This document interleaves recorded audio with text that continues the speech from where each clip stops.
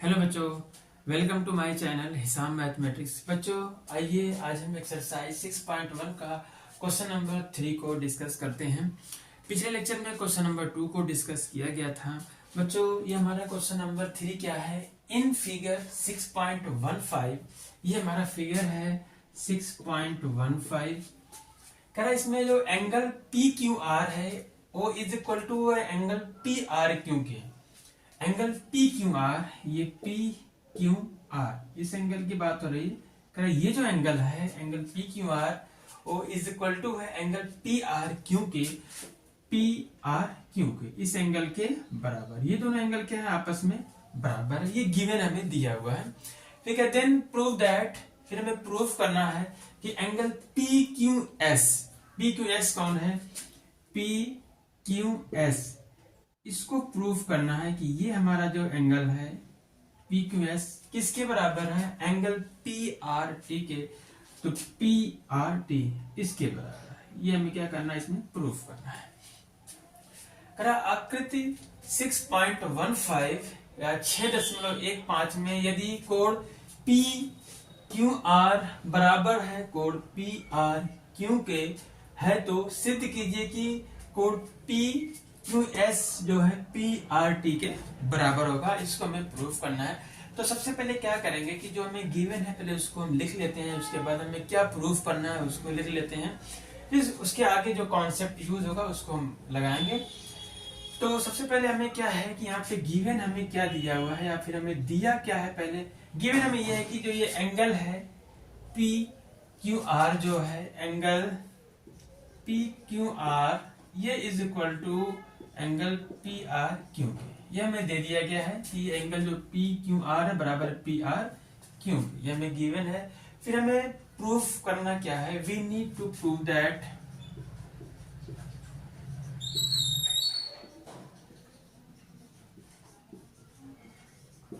हमें सिद्ध करना है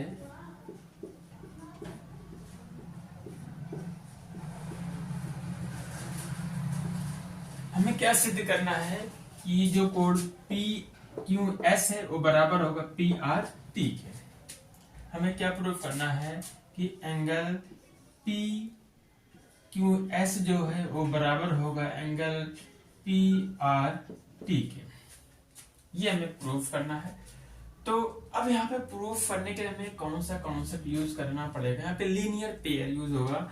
लीनियर पेयर ऑफ एंगल, जो कोणों के रैखिक युग्म होते हैं उनका यूज करना पड़ेगा। और कोणों के रैखिक युग्म में क्या होता है कि जैसे यहाँ पर एक स्ट्रेट लाइन हमारी क्या है? S T.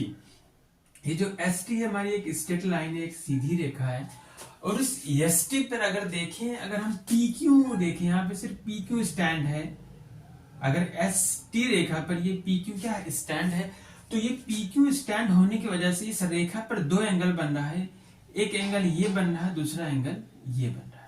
दो एंगल बन रहे हैं और इन दोनों एंगल का सम कितना होगा? 180 डिग्री होगा। लीनियर पेयर से 180 अंश कोण होता है रैखिक युग्म से, क्योंकि एक रेखा पर या एक लाइन पर जो एंगल बनता है उन सभी एंगल्स का जो सम होता है 180 डिग्री होता है। तो यहाँ पर अगर देखेंगे कहेंगे सिंस या चूंकि ये जो हमारी लाइन, ये जो हमारी पी क्यू लाइन है ये स्टैंड है किस पे? एस टी पे। तो कहेंगे P Q stands on line ST। कहेंगे PQ रेखा ST पर खड़ी है। ठीक है, ये जो हमारी PQ लाइन है, ये वाली लाइन PQ जो है ये कहाँ पे खड़ी है? इस ST पर। तो इस लाइन की वजह से दो एंगल बन रहे हैं। एक एंगल हमारा पी क्यू एस बन रहा है, तो एंगल पी क्यू एस बन रहा है प्लस, और दूसरा एंगल ये बन रहा है पी क्यू आर बन रहा है, एंगल पी क्यू आर। इस लाइन की वजह से जो एस टी पर जो लाइन खड़ी है पी क्यू, इसकी वजह से दो एंगल बन रहे हैं। एक एंगल ये है और दूसरा एंगल ये बन रहा है। तो इन दोनों एंगल का जो सम होगा वो 180 डिग्री होगा, 180 अंश होगा। ये मान लेते हैं हमारा क्या है? इक्वेशन नंबर 1 है। तो ये हमारा जो बना है रैखिक युग्म से या लीनियर पेयर से या फिर रैखिक युग्म, रैखिक युग्म से या लीनियर पेयर से ये दोनों एंगल का सम क्या होगा 180 डिग्री होगा। फिर इसी तरह जैसे हमने PQ stands on line ST बोला है, इसी तरीके से एक और लाइन है PR लाइन है। ये PR लाइन किस पे स्टैंड है, ST लाइन पर ही स्टैंड है। तो इस PR के स्टैंड होने की वजह से यहाँ भी दो एंगल बन रहा है, इसकी वजह से एक एंगल ये और दूसरा एंगल ये, तो इन दोनों एंगल का भी सम क्या होगा 180 डिग्री होगा लीनियर पेयर से। तो कहेंगे सिमिलरली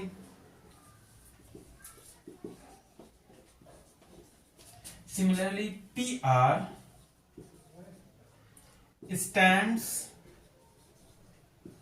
on line ST।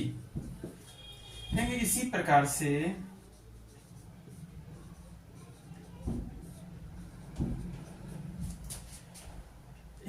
से जो हमारी PR लाइन है, PR रेखा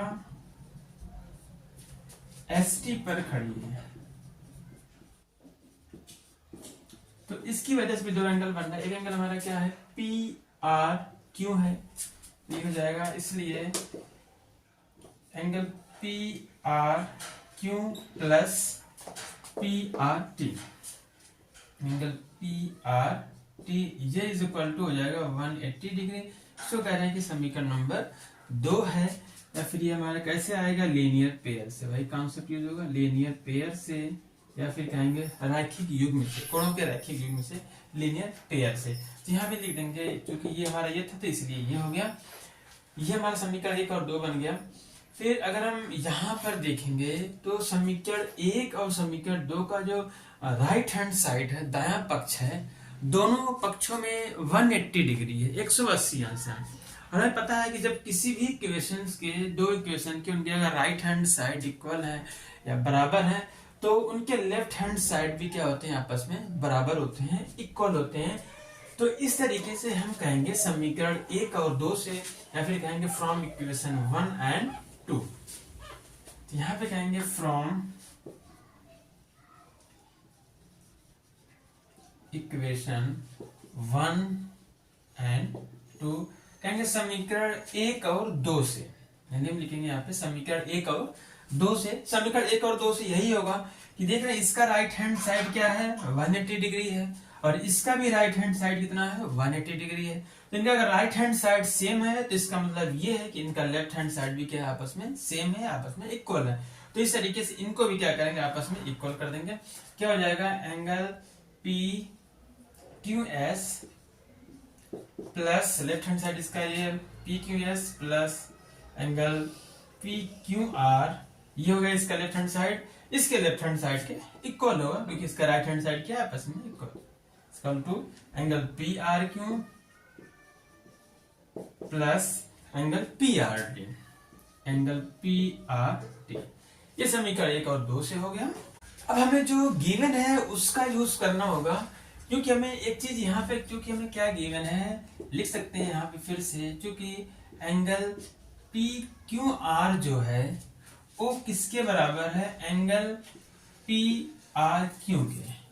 क्योंकि क्यों बराबर, क्योंकि हमें ये गिवन है, ये दिया है, ब्रैकेट में लिख लेंगे कि दिया है या फिर गिवन है। अगर ये गिवन है तो इसका मतलब ये होगा इस PQR के प्लेस पे हम इस PRQ को रख सकते हैं, या फिर इस PRQ के प्लेस पे इस PQR को रख सकते हैं। तो क्या करेंगे हम, इस PQR के प्लेस पे हम क्या करेंगे PRQ लिख देंगे।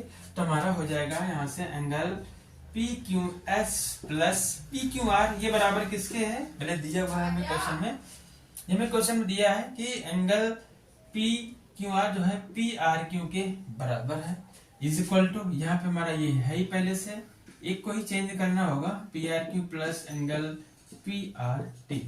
तो यहां से देख रहे हैं दोनों इक्वल में है, दोनों सेम साइन में, ये भी प्लस PRQ, ये भी प्लस PRQ है, दोनों को एक तरफ करेंगे तो क्या हो जाएगा, कैंसिल हो जाएगा, ये दोनों आपस में कैंसिल हो जाएंगे। तो यहाँ सिर्फ बचेगा angle PQS is equal to angle PRT।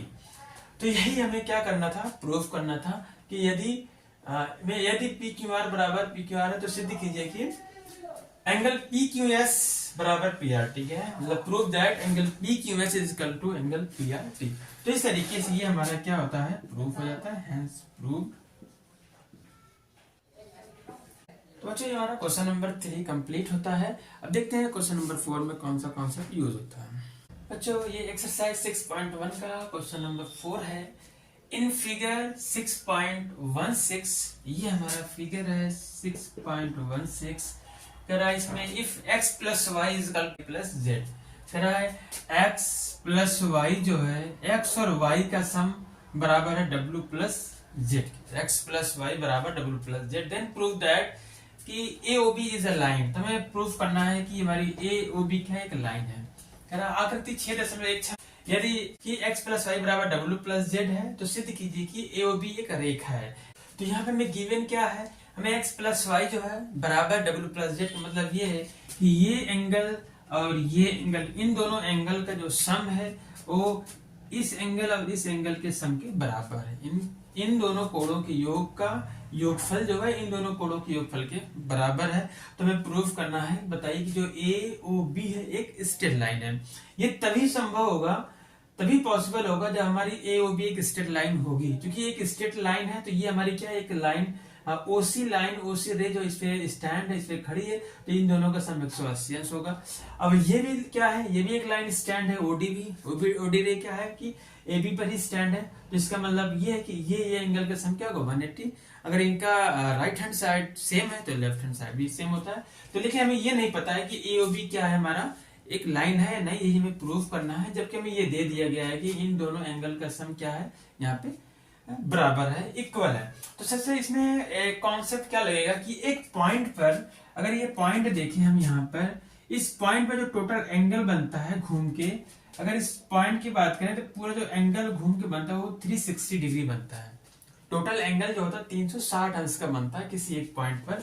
अगर इस पॉइंट की भी बात करें हम यहाँ से, अगर यहाँ से चलना शुरू करें तो घूम के यहीं पर आ जाएंगे, तो इसका मतलब ये पूरा एंगल कितना बनेगा, 360 बनेगा, 360 अंश बनेगा। तो यही कॉन्सेप्ट इसमें हमें क्या करेंगे, यूज करेंगे। क्योंकि हमें पता है कि sum of all the angles at a point, कह रहे हैं sum of all the angles at a point. Sum of all the angles at a point मतलब इस पॉइंट पे जो सारे एंगल का सम होगा वो कितना होगा, वो 360 अंश के बराबर होगा। यही कॉन्सेप्ट हमारा यूज होगा। हम कहेंगे एक बिंदु पर, क्योंकि एक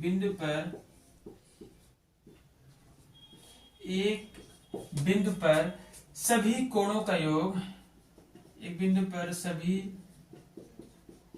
कोणों का योग कितना होगा, 360 अंश होता है। तो जो कोण है उनको लिख लेते हैं। एक कोण हमारा क्या बन रहा है, इस पूरे सर्कल में देखें, इस पूरे पॉइंट पे एक कोण x y z w, ये सारे एंगल क्या है बन रहे हैं। तो कहेंगे कि x plus y plus z plus w, ये पूरा एंगल बन गया।